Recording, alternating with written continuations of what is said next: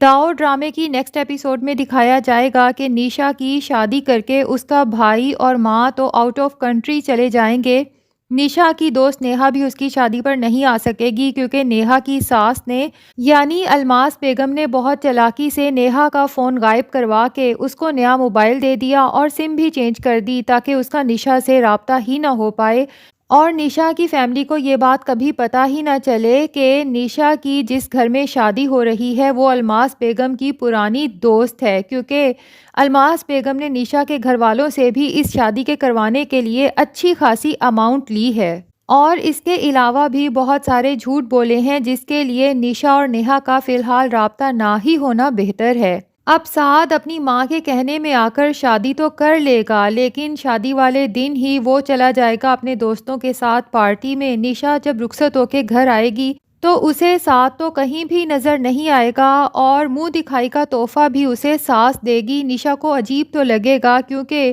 اسے پتہ ہی ہے کہ منہ دکھائی ہمیشہ شوہر دیتے ہیں، لیکن شوہر گھر ہوگا تو اسے تحفہ دے گا۔ بہرحال پاسبل ہے کہ اس کی ساس کوئی نہ کوئی ایسا بہانہ بنا دے کہ جس کے لیے سعد کو کہیں جانا تھا ایمرجنسی میں، لیکن جب نیکسٹ ڈے سعد نشے میں دھت گھر آئے گا تو سب سے پہلے تو وہ پھولوں کے گلدان اٹھا کر نیچے پھینکے گا۔ نیشا تو بہت زیادہ ڈر جائے گی، اس کی حالت دیکھ کر اسے اندازہ ہو ہی جائے گا کہ اس نے نشہ کیا ہے، اور پھر پھول پھینک کر وہ کہے گا کہ مجھے پھولوں کی خوشبو بالکل بھی پسند نہیں ہے، اور نیشا پر چیخے گا، چلائے گا۔ شادی کا پہلا ہی دن اور نیشا کے ساتھ یہ سب سلوک، تو بیچاری نیشا تو بہت ہی زیادہ پریشان ہو جائے گی، جبکہ اس کے بھائی اور ماں بھی آؤٹ آف کنٹری جا چکے ہیں تو وہ تو خود کو بالکل ہی بے سہارا اور اکیلا محسوس کرے گی۔ اب نیشا کے پاس رونے کے علاوہ اور کوئی چارہ بھی نہیں ہے۔ پاسبل ہے کہ وہ الماس بیگم کو کال کرے، کیونکہ الماس بیگم نے کہا تھا تمہیں کسی بھی قسم کی پریشانی ہو تم نے مجھے کال کرنی ہے، سمجھو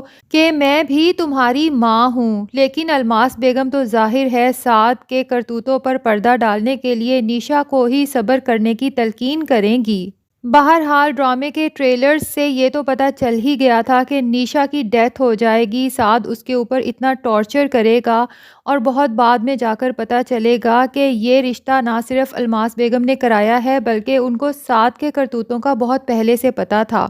اور اس کے بعد علی یعنی کہ نیشا کا بھائی الماس بیگم کی بیٹی سے شادی کر کے اس کے اوپر بھی سیم ٹارچر کرے گا، جبکہ سنبل ایک سلجھی ہوئی لڑکی ہے اور اسے تو اپنی ماں کے کرتوتوں کا پتہ بھی نہیں ہے۔ تو ناظرین، ڈرامہ تو کافی انٹرسٹنگ ہوتا جا رہا ہے۔ اگر آپ اس ڈرامے سے اپڈیٹڈ رہنا چاہتے ہیں تو ہمارے چینل کو سبسکرائب کر لیں۔